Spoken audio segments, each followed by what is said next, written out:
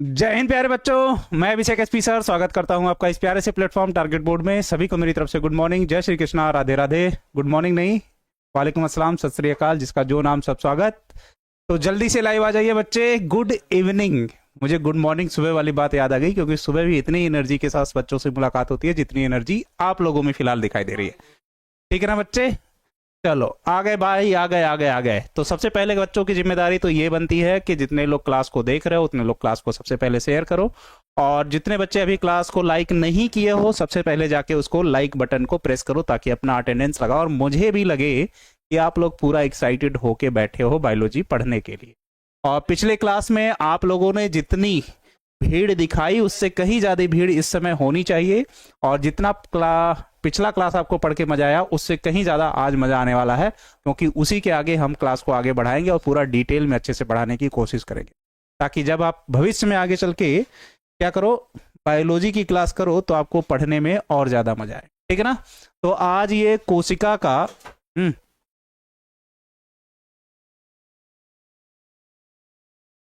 कोशिका का या कोशिका चैप्टर का पार्ट 2 है। ठीक, और पहला क्लास इसका यूट्यूब पे पड़ा होगा, वो वहां पे आप लोग इसको जाके देख सकते हो।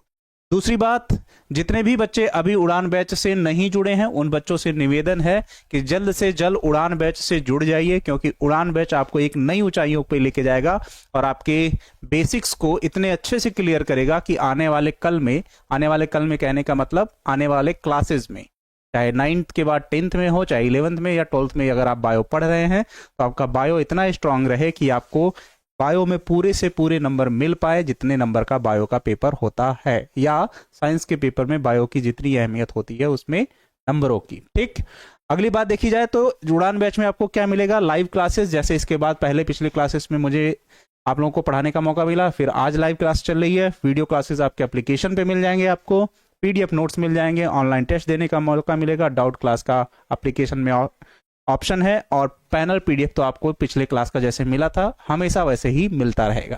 ठीक है ना बच्चे? चलो, और अगर किसी बच्चे को किसी भी प्रकार की दुविधा हो रही है बैच को परचेज करने में, तो वो इन नंबरों पर दोबारा कॉल कर सकता है, और इस नंबर पर जो भी टीम मेंबर हैं वो आपको बैच परचेज करने पर पूरी मदद करेंगे। ठीक है ना? चलो भैया, मच्छर जी कहाँ बैठे हैं भाई? आप थोड़ा हट जाइए, हमको मिटाना है बोर्ड पे। हट जाइए जहां भी बैठे हों। ठीक है ना? चलिए,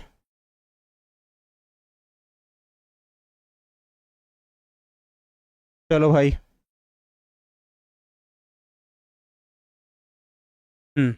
आगे बात की जाए। चलो आगे बात की जाती है टाइमिंग की। तो मेरी टाइमिंग डेली शाम को 7 से 8 बजे मिलेगी, और मैं शाम को 7 से 8 बजे आप लोगों को पढ़ाऊंगा क्या? बायो। ठीक, इस बात का भी विशेष ध्यान रखिएगा, ये इस बार मिट क्यों नहीं रहा है उस देखना पड़ेगा। ठीक है ना? चलो, तो उड़ान बैच से जितने बच्चे अभी नहीं जुड़ पाए हों उन लोग कोशिश कीजिए जल्दी से जल्दी जुड़ जाइए। सुबह 7 से 8 एसएसटी की क्लास, 1 से 2 पर संस्कृत की क्लास, सॉरी हाँ, और 1 से 2 पर ही हिंदी की क्लास। अच्छा, पीएम। चलो, टाइमिंग को लेकर लग रहा है यहाँ पर 2 बार एक ही चीज लिख दी गई है। 1 मिनट, 3 दिन करके हो सकता हो ये। ठीक है ना? चलो सर, झकाझक नमस्ते। ये पिछले क्लास का बच्चा आ गया क्या? और पिछले क्लास में हम लोगों ने कहाँ से शुरू किया था? कोशिका से। एक बार रिवाइज कर लेते हैं, तब तक ज्यादा से ज्यादा बच्चे जुड़ जाएंगे। ठीक है ना? क्लास को कम से कम शेयर करते रहिए आप लोग। तो पहला हम लोगों ने पढ़ा था कोशिका, जीवन की मौलिक इकाई, जिसमें कोशिका से ऊतक, अंग, अंगतंत्र और शरीर का निर्माण होता है, जिसके आधार पर कोशिका की परिभाषा दी गई। कोशिका जीवन की महत्वपूर्ण इकाई है। लेकिन किसी ने ऑब्जेक्शन किया था क्या कि अगर ये मृत कोशिका है तो क्या ये आगे ऊतक बनाएगा? नहीं। तो परिभाषा चेंज हुई, कोशिका जीवन की संरचनात्मक एवं क्रियात्मक इकाई है। फिर हम लोगों ने पढ़ा था कोशिका का अध्ययन क्या कहलाता है बच्चों? तो कोशिका का अध्ययन कोशिका विज्ञान या साइटोलॉजी कहलाता है। फिर हम लोगों ने पढ़ा था इसके बारे में, कोशिका की खोज रॉबर्ट हुक ने 1665 ईस्वी में की थी, वो भी कहां पर? कार्क में। और कार्क कहां होता है? पौधे की छाल में पाया जाता है, जिसके पतले पतले स्लाइड काटकर माइक्रोस्कोप में देखा था तो मधुमक्खी के छत्ते के समान संरचनाएं दिखाई दी थी, जिसे उन्होंने क्या नाम दिया था? सेल नाम दिया था, और लैटिन भाषा में सेल का अर्थ होता है छोटा कमरा। मधुमक्खी के छत्ते के समान जो संरचना थी उसे क्या कहा गया? कोशिका। और वो कोशिका कैसी थी? मृत। और मृत कोशिका की खोज किसने की थी? रॉबर्ट हुक ने 1665 में। जबकि एंटोनी वान ल्यूवेनहॉक ने जीवित कोशिका की खोज की थी 1674 ईस्वी में। तो सजीव कोशिका की खोज किसने की? एंटोनी वान ल्यूवेनहॉक ने। निर्जीव कोशिका की खोज किसने की? रॉबर्ट हुक ने। फिर संरचना के आधार पर कोशिका कितने प्रकार की थी? दो, प्रोकैरियोटिक और यूकैरियोटिक। प्रोकैरियोटिक कोशिका में केंद्रक नहीं पाया जाता जैसे जीवाणु, और यूकैरियोटिक कोशिका में केंद्रक पाया जाता है जैसे मनुष्य की कोशिका। और जीवाणु की ये बनाई थी हम लोगों ने संरचना, जिसमें कहीं भी हम लोगों ने केंद्रक नहीं बनाया है, इसलिए ये किसका उदाहरण है? प्रोकैरियोटिक कोशिका का या पूर्व केंद्रकीय कोशिका का। जीवाणु की संरचना, और जीवाणु की संरचना में हम पढ़ रहे थे उसके अंगों के बारे में। आज यहीं से फिर क्लास को आगे बढ़ाया जाएगा, ठीक? चलो, हेलो सर, मेरा नाम लीजिए। चलो भाई, नाम तो ले लेंगे, पहले तो मेरे सवालों का जवाब दे दो। पहला मेरा क्वेश्चन ये है कि जीवित कोशिका की खोज किसने की? चलो बताओ। उसके बाद ही हम आगे बढ़ेंगे। और कम से कम क्लास को सब लोग एक बार शेयर करो ताकि ज्यादा से ज्यादा बच्चे जुड़ पाए, ठीक है ना? इस बात का भी विशेष ध्यान रखो।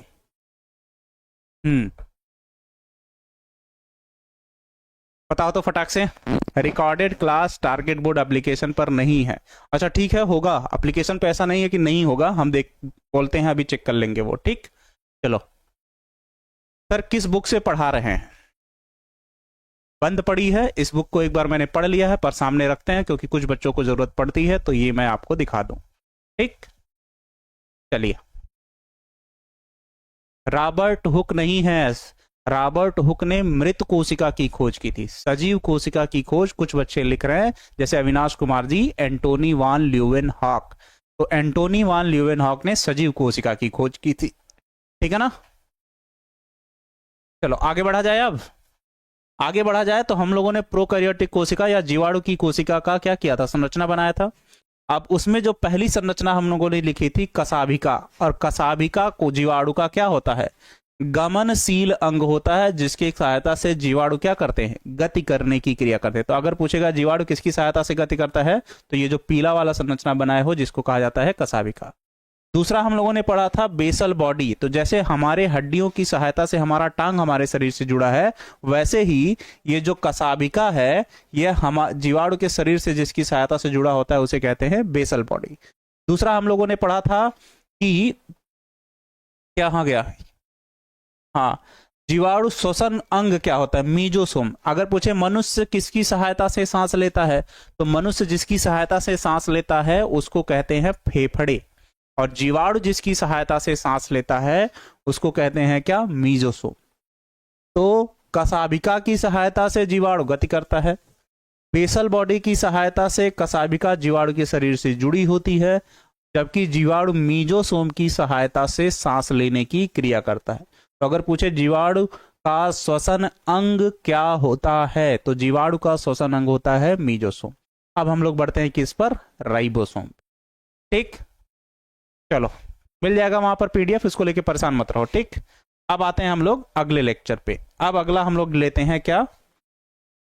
राइबोसोम। तो अगला हेडिंग हम लोग डालते हैं राइबोसोम।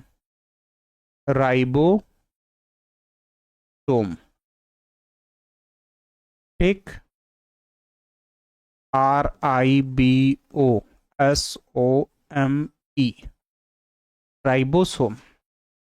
चलो भाई, राइबोसोम एर्थ में है, और एर्थ में या कक्षा 8 की क्लास में आप लोगों ने राइबोसोम के बारे में थोड़ा बहुत पढ़ा होगा। तो राइबोसोम के बारे में जिस बच्चे को जो भी जानकारी है वो जरा बताए, और हम देख पाए कि उसको कितनी जानकारी है। कृष्णा 32 कुमार जी, जितनी जानकारी उस किताब में होगी, जिस किताब की आप बात कर रहे हैं, वो सभी जानकारियां आपको हम यहाँ पे पढ़ा देंगे, ठीक है ना? इस बात को लेके परेशान मत रहिए, ठीक है ना? तो बताओ, राइबोसोम के बारे में क्या जानते हो?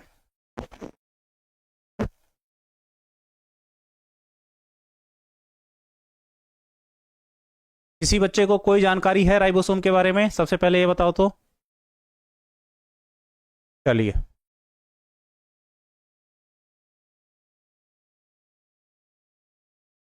आवाज की कुछ प्रॉब्लम है क्या? बताओ तो।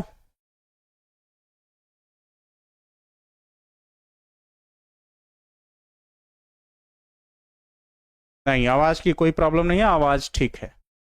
चलो, क्लास को एक बार आगे बढ़ाना, शेयर करना। देखो, लिखोगे क्या सबसे पहले? यह जीवाणु की कोशिका में, यह जीवाणु की कोशिका में, जीवाणु की कोशिका में, जीवाणु की कोशिका में पाया जाने वाला, पाया जाने वाला सबसे छोटा, सबसे छोटा कोशिकांग होता है। कोशिकांग मतलब कोशिका का अंग, कोशिकांग होता है। अगर पूछे जीवाणु की कोशिका में सबसे छोटा हिस्सा कौन सा है या कोशिका का अंग कौन सा है, तो उसे क्या लिखोगे? राइबोसोम। और राइबोसोम का जो मेन काम होता है बच्चे, उसे कहा जाता है प्रोटीन निर्माण। राइबोसोम का जो मेन काम होता है उसे कहते हैं प्रोटीन निर्माण। सब वीडियो चल रहा है, बफरिंग मत करो, हम भी मोबाइल में चला के ही बैठे हैं, ठीक है ना? सब चल रहा है सही से। तो राइबोसोम का जो मेन काम होता है उसे क्या कहते हैं? प्रोटीन निर्माण। तो इसमें क्या लिखोगे? यह प्रोटीन निर्माण की क्रिया में, यह प्रोटीन निर्माण की क्रिया में, की क्रिया में सहायता प्रदान करता है, सहायता प्रदान करता है, प्रदान करता है। तो यह प्रोटीन निर्माण की क्रिया में क्या करता है? सहायता प्रदान करता है। आगे फिर क्या लिखोगे? जीवाणुओं के शरीर में, जीवाणु के शरीर में पाए जाने वाले राइबोसोम को, पाए जाने वाले राइबोसोम को, राइबोसोम को prokaryotic ribosome, prokaryotic,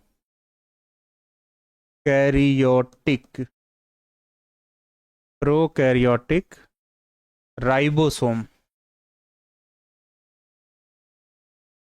ribosome, prokaryotic ribosome कहते हैं, प्रोकैरियोटिक राइबोसोम कहते हैं। तो जीवाणु के शरीर में पाए जाने वाले राइबोसोम को क्या कहते हो? प्रोकैरियोटिक राइबोसोम कहते हैं, ठीक है ना? आगे फिर लिखो जिसे, इसे में लिखो ताकि याद रहे, जिसे 70S राइबोसोम भी कहा जाता है, राइबोसोम ही कहा जाता है। अब 70S क्या होता है भाई? ही कहा जाता है, जिसे 70S राइबोसोम भी कहा जाता है, ठीक है ना? तो अगर पूछेगा जीवाणु के शरीर में पाए जाने वाले सबसे छोटे कोशिकांग को क्या कहते हैं, तो जीवाणु के शरीर में पाए जाने वाले सबसे छोटे कोशिकांग को हम लोग कहते हैं राइबोसोम। दूसरी बात, जीवाणु के शरीर में जो राइबोसोम होता है वो किस क्रिया में सहायता प्रदान करता है? तो जीवाणु के शरीर में जो राइबोसोम होता है वो प्रोटीन निर्माण की क्रिया में क्या करता है? सहायता प्रदान। मतलब जीवाणु को अगर प्रोटीन की आवश्यकता होगी तो वो क्या करेगा? राइबोसोम बनाए।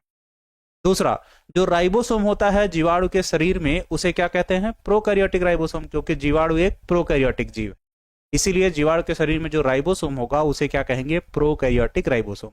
और जो राइबोसोम होता है प्रोकैरियोटिक, तो एक नाम से जाना जाता है जिसे कह रहे हो 70S राइबोसोम। और हमारे अंदर या यूकैरियोटिक कोशिका में जो होगा वो 70S नहीं होगा, कोई और होगा, उसे यूकैरियोटिक राइबोसोम। तो अगर हम यहां एक हेडिंग डालें, राइबोसोम की संरचना, राइबोसोम की संरचना, तो समझने में तो कोई दिक्कत नहीं होगी। और इसी को इंग्लिश में क्या लिखोगे? स्ट्रक्चर ऑफ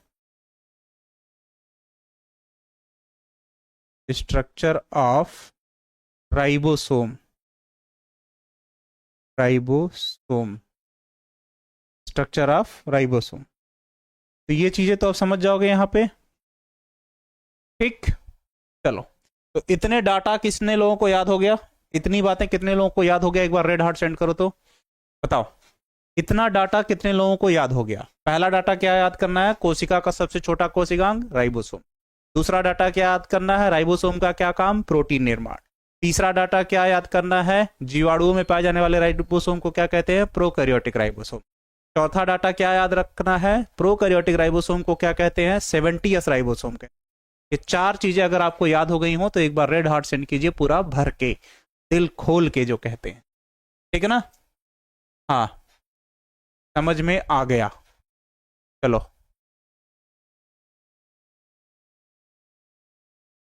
आगे बढ़ा जाए। चलिए, थैंक यू बच्चा पार्टी। अब इसकी संरचना को बनाया जाए तो ये एक्चुअल में ऐसे दिखता है, देख के थोड़ा सा अजीब लगेगा, कुछ इस तरीके का। ये है राइबोसोम। राइबोसोम जो होता है, जो ऊपर वाला टुकड़ा है, इसे कहते हैं स्मॉलर यूनिट, या इसी को हिंदी में कहोगे छोटी इकाई, क्योंकि ये आकार में कैसा है? छोटा है। और जो नीचे वाला टुकड़ा है इसे कहते हैं लार्जर, जो नीचे वाला टुकड़ा है उसे क्या कहोगे? Larger unit. लार्जर यूनिट, या इसे हम क्या कहेंगे? बड़ी इकाई। बड़ी इकाई। नीचे वाला हिस्सा बड़ा, ऊपर वाला हिस्सा छोटा। और ये जो छोटी और बड़ी इकाइयां हैं दोनों, ये दोनों एक दूसरे से जुड़ी होती हैं। अगर पूछेगा किसकी सहायता से ये दोनों एक दूसरे से जुड़ी होती हैं? मैग्नीशियम आयन की सहायता से। मैग्नीशियम वगैरह के बारे में आपको केमिस्ट्री वाले सर पढ़ाएंगे।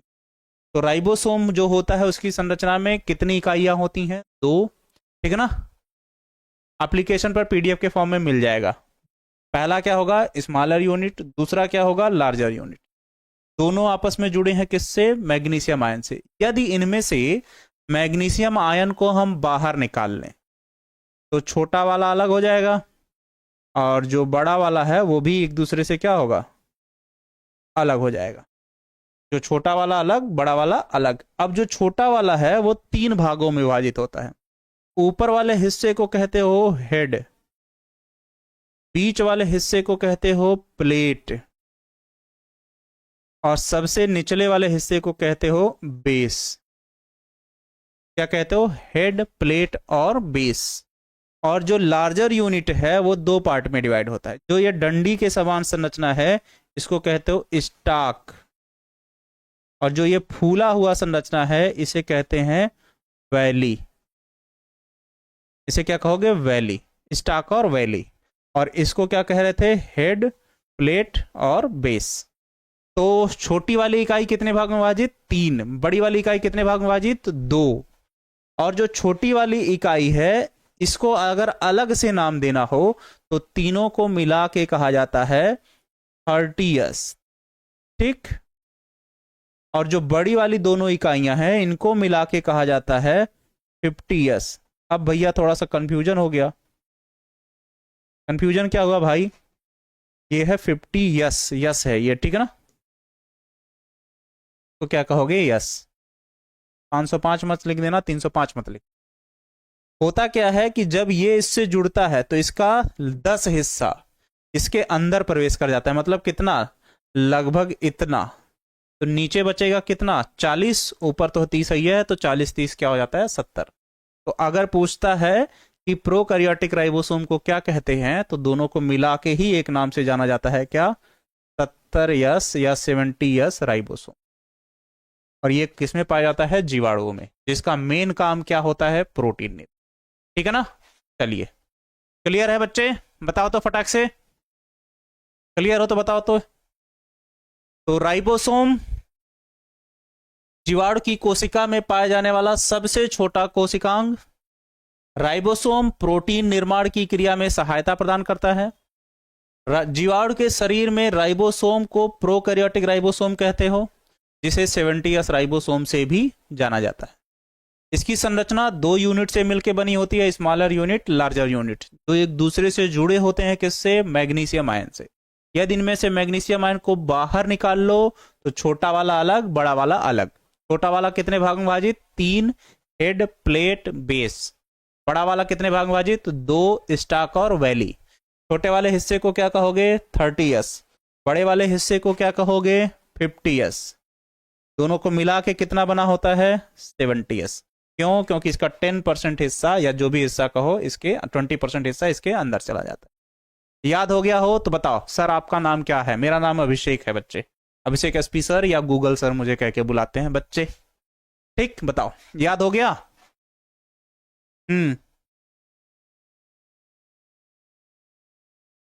नहीं नहीं, एप्लीकेशन पे PDF मिल जाएगा। मैं आज फिर से उन लोगों को बोल दूंगा कि जल्दी से अपलोड करिए, इसको लेट मत किया करिए, ठीक है ना, उड़ान बैच में। बताओ, याद हो गया?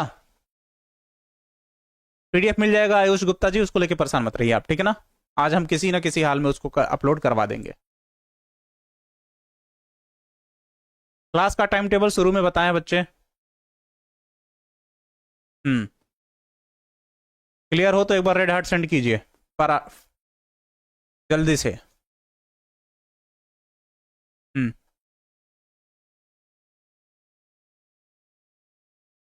Yes sir. ऐप पर भी ये बैच दिख रहा होगा लाइव में, ऐसा नहीं है कि ऐप पर नहीं दिख रहा होगा। यस सर, क्लियर है। ठीक,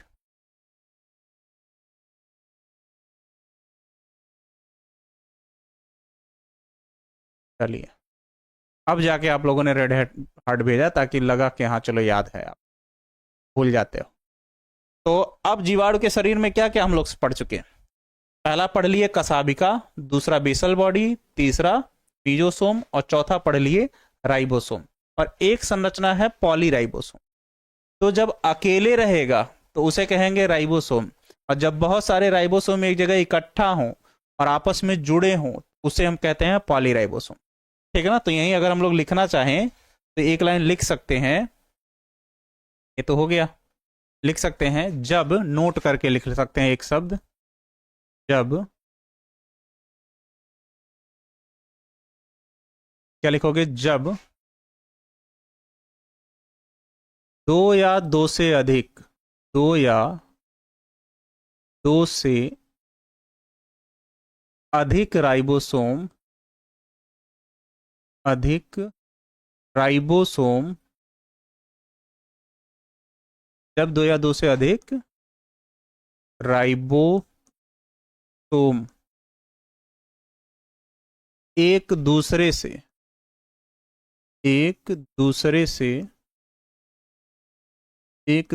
से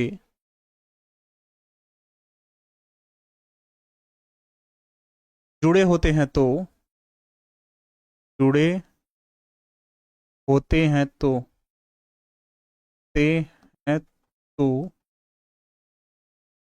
यह संरचना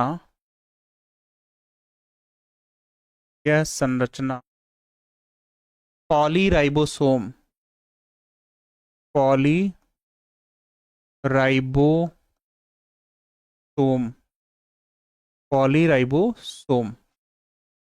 इंग्लिश में भी वही लिखते हो, पॉलीराइबोसोम कहते हैं। इसका भी काम प्रोटीन निर्माण ही होगा, क्योंकि ये भी क्या है? राइबोसोम है। बनाते कैसे हो? ऐसे एक धागा होगा जिसको कहते हैं mRNA। ये सब के बारे में बाद में पढ़ा देंगे, अभी केवल याद रखो mRNA। और इसी से क्या होते हैं? राइबोसोम जुड़े होते हैं, कुछ स्मॉलर, लार्जर, फिर स्मॉलर, लार्जर, फिर स्मॉलर और लार्जर। तो जब बहुत सारे राइबोसोम एक धागे नुमा संरचना जिसे mRNA कहते हैं उसकी सहायता से आपस में जुड़े होते हैं, तो इसी संरचना को क्या कहते हो? पॉलीराइबोसोम। तो ये वाला लिखे। क्लियर है? बताओ। क्लियर हो गया हो तो बताओ। भाई लोग एक क्वेश्चन पूछें, पूछ लो भाई। अगला कोशिका कौन है, अगला कोशिका जो होगा देखा जाएगा। अब बात करेंगे किसके बारे में, पश्चमाभ के बारे में, उसके बाद फिर आवरण, ऐसे क्रम से चल रहे हैं हम लोग, ठीक है ना, सबके बारे में पढ़ते हुए। तो अब बात कर रहे हैं किसके बारे में, पश्चमाभ के बारे में या सीलिया के बारे में। चलो ठीक है ना, वैसे सीलिया के बारे में चलो हाँ पढ़े नहीं थे, यहीं पर एक पॉइंट बढ़ा दे क्या, नहीं यहाँ पे नहीं बढ़ा, चलिए। तो अब बात करते हैं पश्चमाभ के बारे में। चलिए भैया आप हो जाइए किनारे। अब बात करते हैं पश्चमाभ।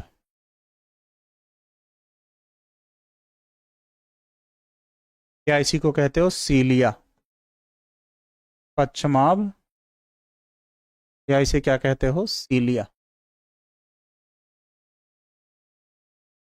ठीक, अब ये क्या चीज है भाई, जीवाणु जिसकी सहायता से गति करता था, जीवाणु जिसकी सहायता से क्या करता था, गति करता था, उस संरचना को हम लोग क्या कहते थे, कशाभिका। पर जीवाणु जिसकी सहायता से जल में स्थिर रहेगा उसे क्या कहते हैं, सीलिया या पश्चमाभ। तो उसको जल में स्थिर रहने में जो सहायता प्रदान करता है वो है पश्चमाभ। पर दोनों की संरचना समान है, बस ये आकार में बड़ा है और ये आकार में क्या है, छोटा होता है, बस इतना सा फर्क है और कुछ नहीं है। तो इसमें क्या लिखोगे, जीवाणु जिसकी सहायता से, या सीधे सीधे लिखो इस अंग की सहायता से, इस कोशिकांग की सहायता से, कोशिका का अंग हुआ ना, इस कोशिकांग की सहायता से, की सहायता से जीवाणु, इस कोशिकांग की सहायता से जीवाणु क्या करता है, जल में स्थिर, जल में स्थिर रहने का कार्य करता है, स्थिर रहने का कार्य करता है, का कार्य करता है, का कार्य करता है। आगे फिर क्या लिखोगे, यह कशाभिका के समान होता है, यह कशाभिका, ऐसे लिख लो, यह संरचना में, ऐसे लिख लो,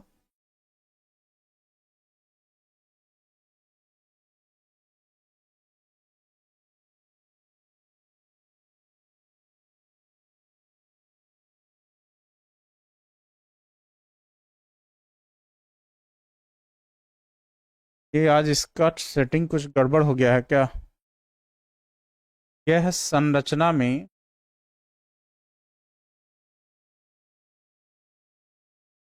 कशाभिका के समान होता है, कशाभिका के समान होता है, बस आकार में छोटा होता है,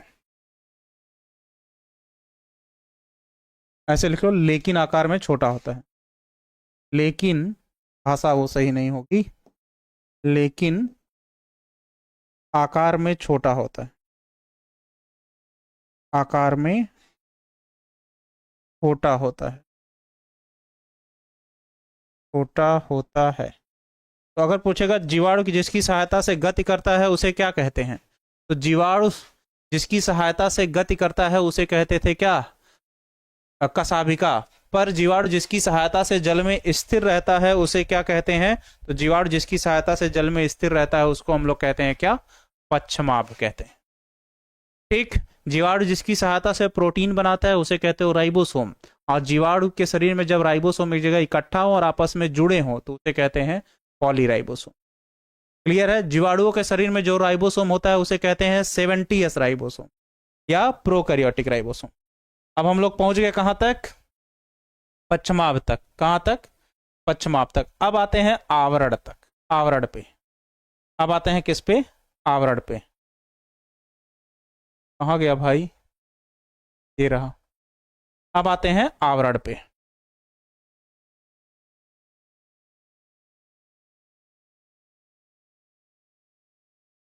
अब आते हैं आवरण पे, ठीक है ना। चलो अब हेडिंग डालते हैं आवरण। आज इस बोर्ड में कुछ दिक्कत आ गई है लग रहा है, जैसे ये काम करता था पहले वैसे नहीं कर। आवरण मतलब कैप्सूल।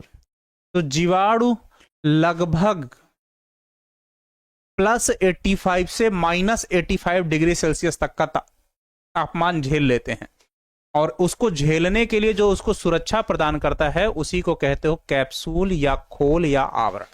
ठीक है ना। इसमें क्या लिखोगे, जीवाणु +85 डिग्री सेल्सियस से, मतलब तापमान इतना बढ़ जाए तब भी, और इतना घट जाए तब भी, -85 डिग्री सेल्सियस, -85 डिग्री सेल्सियस तक के तापमान में,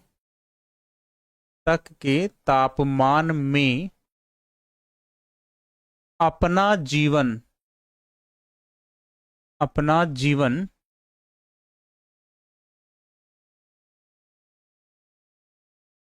यापन कर सकते हैं, अपना जीवन यापन कर सकते हैं,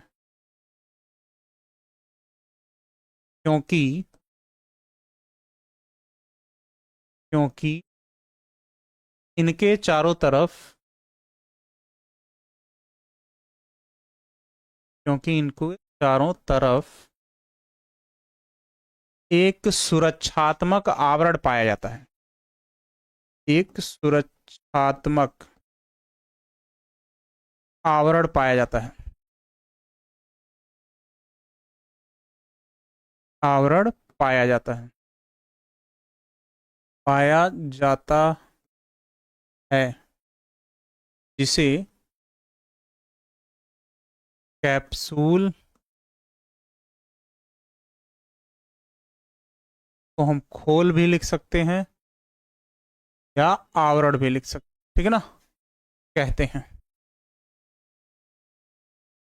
तो अगर पूछे जीवाणु कितने तापमान में जीवित रह सकते हैं, तो जीवाणु +85 से -85 डिग्री सेल्सियस तक का तापमान झेल सकते हैं, ठीक है ना। जीवन यापन का क्या मतलब है सर? जीवन यापन मतलब अपना जीवन व्यतीत कर सकता है, जन्म से लेकर मृत्यु तक की अवस्था, ठीक है ना। जीवन काल सीधे सीधे ऐसे समझ लो, ठीक है ना, अपना जीवन यापन कर सकता है, क्योंकि इसके चारों तरफ क्या पाया जाता है, सुरक्षात्मक आवरण पाया जाता है। क्लियर, पूरी तरीके से क्लियर भाई? बताओ, ये टॉपिक भी अच्छे से समझ में आ गया हो तो कमेंट में रेड हार्ट बता भरो, उसके बाद चीजें समझ में आए कि हमारे जो भाई लोग हैं उन लोगों को चीजें समझ में आ रही हैं। अभिषेक सर, विजेंद्र कुमार जी बताइए क्या बात है, प्रोकैरियोटिक कोशिका के अंतर्गत कौन कौन आता है? जितनी भी ऐसी संरचनाएं हैं जिनमें केंद्रक नहीं पाया जाता सबको हम प्रोकैरियोटिक कोशिका में रख सकते हैं, ठीक है ना। चलिए बताइए। जाहिद अंसारी जी का सबसे पहला कमेंट में रेड हार्ट आया।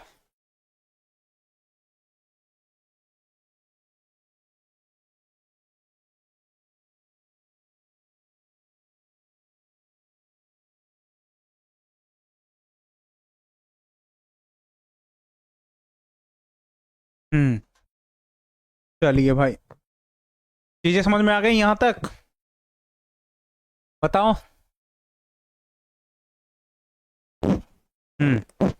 तो दो चीजें हम लोगों ने पढ़ ली। एक पढ़ा हम लोगों ने यहां पर क्या आकर, अब क्या पढ़ा भाई? पश्चमाभ आवरण। अब आते हैं प्लाज्मिड और न्यूक्लियाइड पर, उसके बाद फिर किसी संरचना पे चलेंगे हम लोग, ठीक है ना। अब आएंगे प्लाज्मिड और न्यूक्लियाइड पर। तो हम लोग हेडिंग डालते हैं यहां पर प्लाज्मिड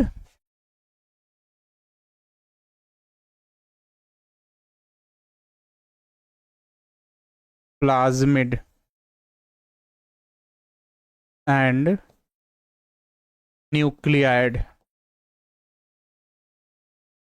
ठीक। प्लाज्मिड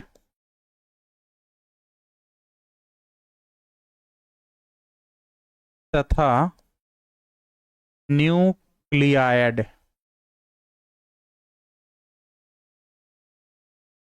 प्लाज्मिड तथा न्यूक्लियाइड।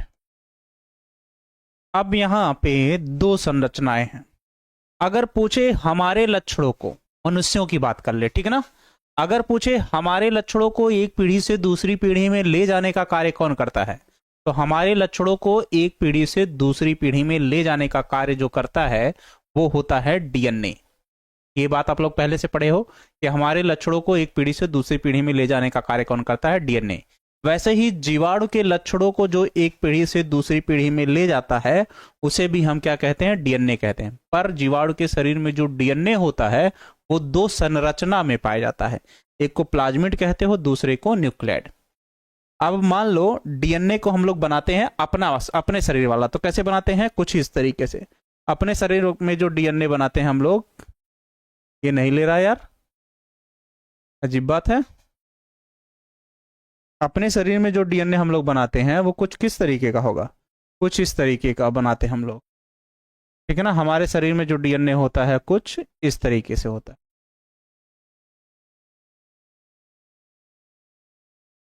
ठीक। मनुष्य के शरीर में जो डीएनए होता है कुछ इस तरीके से, और दोनों हाइड्रोजन बॉन्ड की सहायता से आपस में जुड़े होते हैं। ये किताब वगैरह में आप लोगों ने देखा होगा, कहीं ना कहीं तो देखा ही होगा इस तरीके से। पर जीवाणु के शरीर में यही डीएनए किसी और तरीके से पाया जाता है, क्योंकि वो प्रोकैरियोटिक है, तो जीवाणु के शरीर में ये वाला डीएनए नहीं पाया जाता।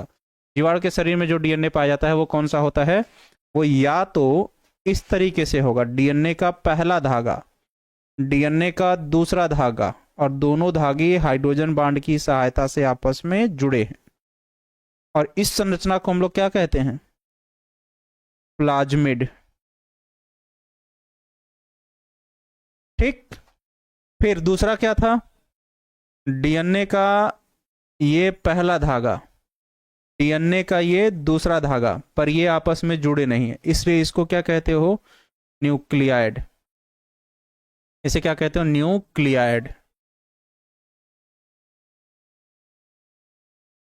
और ये दोनों डीएनए गोल हैं, ये दोनों डीएनए संरचना में कैसे हैं, गोल हैं। इसलिए इन दोनों को मिलाकर अगर एक नाम से जाना जाए तो दोनों को मिलाकर क्या कहा जाता है, दोनों को मिला के एक नाम दिया जाए तो इसे कहा जाता है वृत्तीय डीएनए, क्योंकि दोनों कैसे हैं, गोल हैं। वृत्तीय डीएनए, वृत्तीय डीएनए। तो जीवाणु के शरीर में जो डीएनए पाया जाता है उसे क्या कहते हो, वृत्तीय डीएनए। कितने प्रकार का, दो, एक प्लाज्मिड और एक न्यूक्लियाइड। और इसका काम क्या है भैया, तो इसमें क्या लिखोगे, यह जीवाणु के लक्षणों को, जीवाणु के लक्षणों को एक पीढ़ी से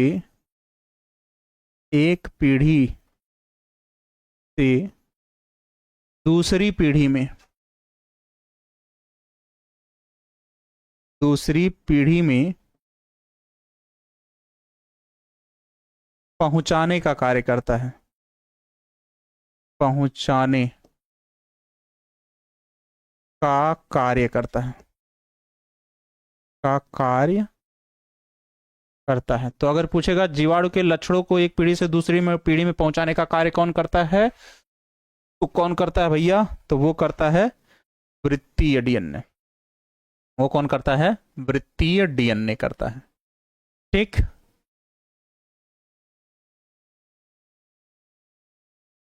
अरे यार,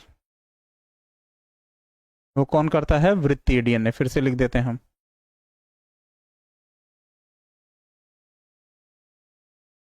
वृत्तीय डीएनए, ठीक। क्लियर है, बताओ। जय श्री कृष्णा भाई साहब, बताओ क्लियर हो तो बताओ तो।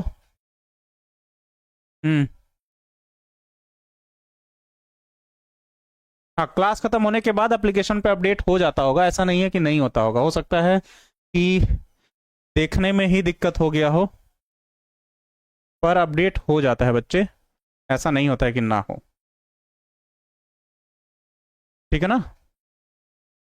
चलो, तो जीवाणु के लक्षणों को एक पीढ़ी से दूसरी पीढ़ी में कौन लेके जाता है, डीएनए लेके जाता है। यहां से ये अलग संरचना है, ये एक नहीं है, ठीक है ना, इस चीज को ध्यान रखना, ये अलग है इतना,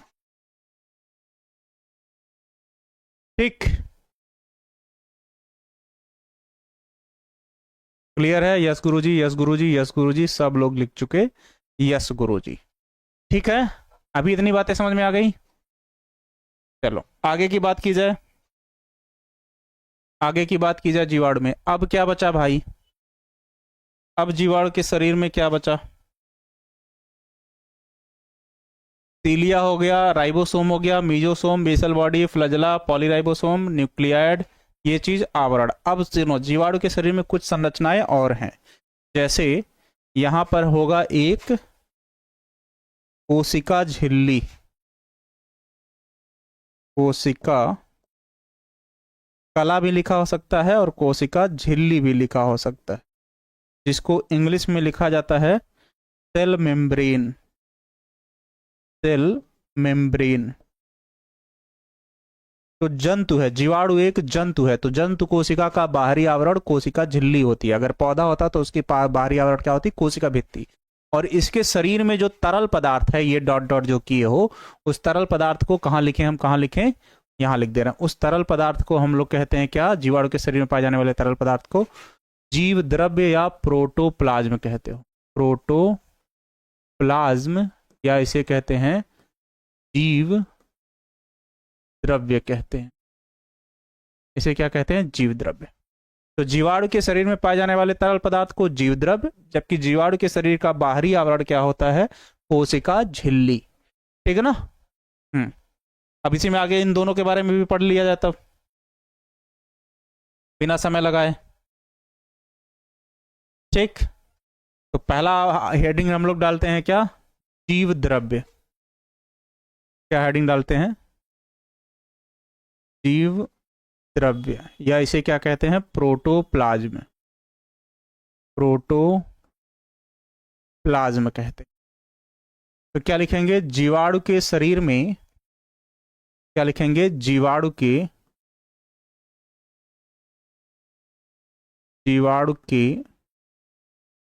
शरीर में, जीवाणु के शरीर मत लिखो, कोशिका लिख लो, क्योंकि जीवाणु एक कोशिकी होती है।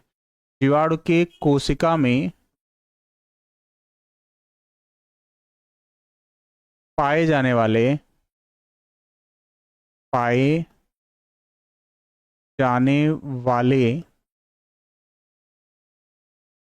तरल पदार्थ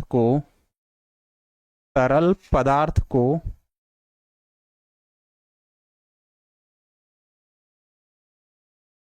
जीव द्रव्य कहते हैं। जीव द्रव्य कहते हैं, जिसे जीवन का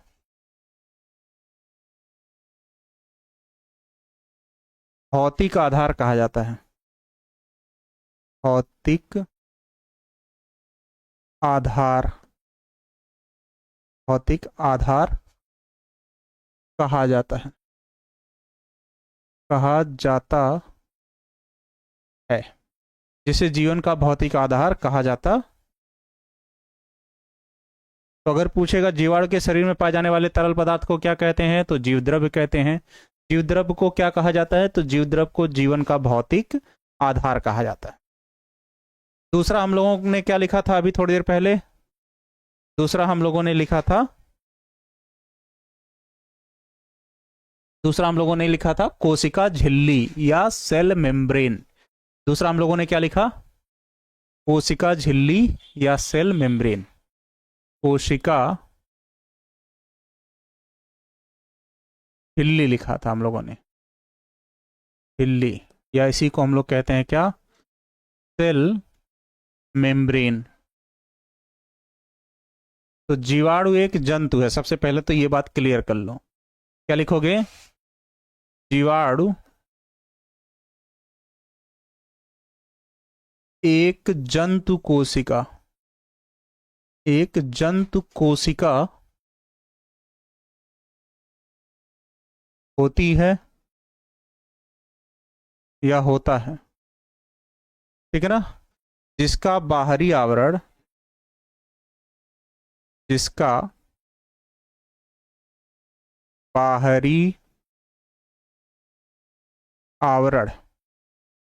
कोशिका झिल्ली कोशिका जिसका बाहरी आवरण कोशिका झिल्ली, जिसका बाहरी आवरण कोशिका झिल्ली होता है।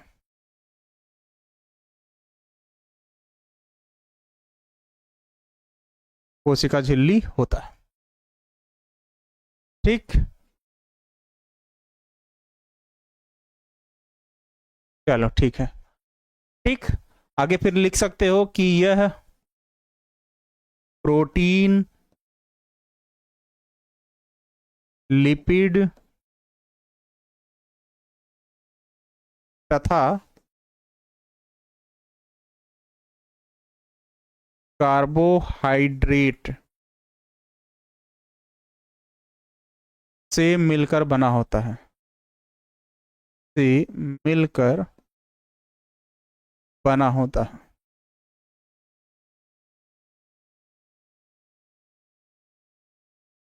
से मिलकर बना होता है। क्लियर?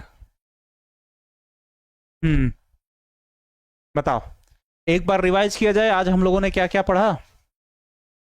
एक बार रिवाइज किया जाए आज हम लोगों ने क्या क्या पढ़ा। पहले पिछले क्लास के जो भी स्लाइड है उसको हम डिलीट कर दें, नहीं तो कंफ्यूजन बना रहेगा। ठीक, चलिए भाई, आज हम लोगों ने जो जो पढ़ा उसमें देखा जाए। राइबोसोम को पढ़ा, ये रहेगा यहाँ। ये चीजें पल कैसे काम नहीं कर रहा सही से, हम तो यही नहीं समझ। ठीक, चलिए भाई, थोड़ा सा इसको नीचे किया जाए। नहीं, ये कंफ्यूजन हो जाएगा डिलीट। तो अभी देखते हैं। तो सबसे पहले हम लोगों ने क्या पढ़ा, जीवाणु की संरचना से शुरू किया। आज की क्लास में हम लोगों ने ये पहले पढ़ा था, आज की क्लास में यहां से शुरू किया राइबोसोम से। तो जीवाणु यदि प्रोटीन बताना होगा तो किससे बनाएगा, राइबोसोम से। किस राइबोसोम से, 70s राइबोसोम से। जीवाणु के शरीर का सबसे छोटा कोशिकांग क्या होगा, राइबोसोम होगा, और ये क्या करता है, प्रोटीन बनाता है।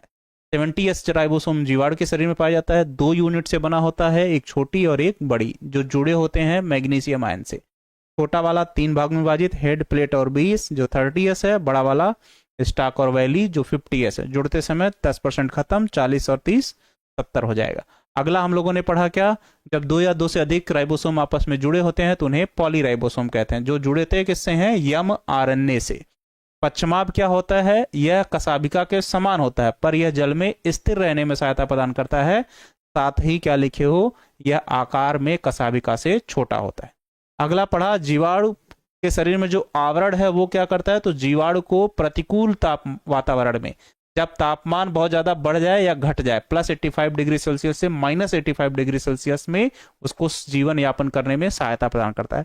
और प्लाज्मिड और न्यूक्लियड एक प्रकार के डीएनए है, और वो भी वृत्तीय डीएनए, जो जीवाणुओं के लक्षणों को एक पीढ़ी से दूसरी पीढ़ी में ले जाने का कार्य करते हैं। और दूसरी बात, जीवद्रव्य कोशिका का क्या होता है, जीवाणु के तरल पदार्थ होता है, जिसे जीवन का भौतिक आधार कहा जाता है। और जीवाणु की कोशिका का जो सबसे बाहरी आवरण होता है वो होती है कोशिका झिल्ली, जो प्रोटीन, लिपिड और कार्बोहाइड्रेट से बनी होती। तो बताओ, आज की क्लास कितने लोगों को अच्छे से समझ में आ गई। और इसके बाद कल की क्लास में हम लोग शुरू करेंगे यूकैरियोटिक कोशिका, जिसमें हम लोग पढ़ेंगे मनुष्य की कोशिका को। चलो बताओ, कितने लोगों को आज की क्लास समझ में आ गई। बताओ बताओ तो कितने लोगों को आज की क्लास एकदम अच्छे से समझ में आ गई।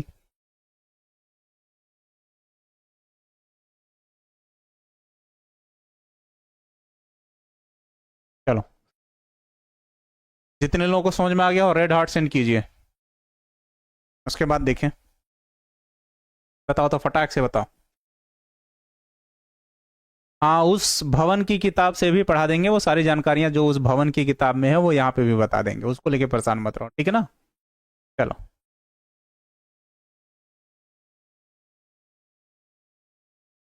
समझ में आ गया मतलब तुम लोगों को। तो जाते जाते बस इतना कहेंगे, मन लगा के पढ़िए, अपना बेसिक क्लियर कीजिए, और जो भी क्लासेस आपको दी जा रही हैं उसको अच्छे से पढ़िए, और क्लास को ज़्यादा से ज़्यादा लोगों तक पहुंचाने की कोशिश।